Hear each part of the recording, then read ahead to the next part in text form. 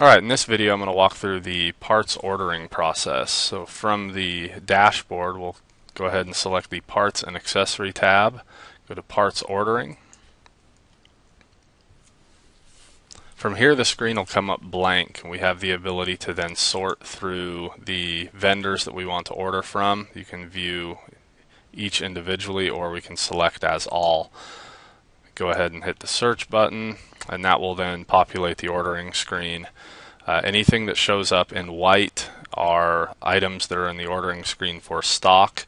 Anything that shows up in a bright yellow is items that are on special order for a customer, or for a repair order, or for a major unit invoice. So you can see here, this is for a major unit sale, this is for a repair order, and then this would be for a customer over the parts counter.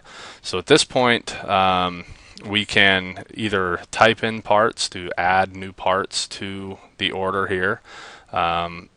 Probably be a good idea to go ahead and select the vendor that you want to actually complete your order from. So we have one special order here. At this point in time, we could then type in more parts here. We can go ahead and edit the existing part if we needed to edit anything about it. We can also edit the vendor.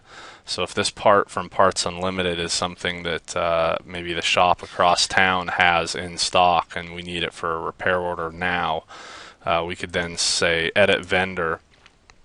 And in our drop-down list, we're going to go ahead and pick the vendor that we're purchasing that from. So whether that's, you would then have that shop built in here in our list, and we could select them in the drop down. That would then create the accounts payable record for that dealership to be the dealer paid when that part is received.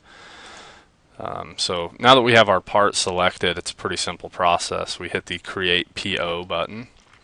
At this point in time, you'll see that the vendor is Parts Unlimited. It's a standard delivery shipment. You have your order date, which would be today, and then you have a ship date. So if it's late in the day, we may say this is going to be tomorrow for shipment. So we may select the 3rd. And this is just for tracking purposes. You also have a spot to input vendor order number, which you most likely won't have at the time of placement of the order, but you will after the order's placed. So we can come back in here and edit this at some point in time.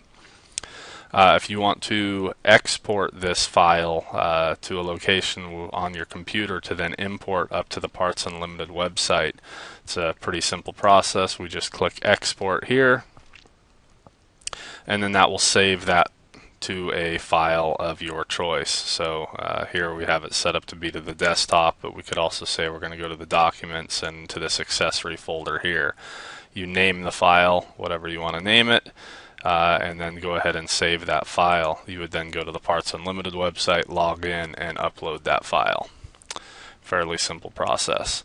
When we do the export, we don't give you a printout of that particular order. If you do need a printout, you can go to your PO list, and this will give you a complete list by all, or again, you can search by vendor as well.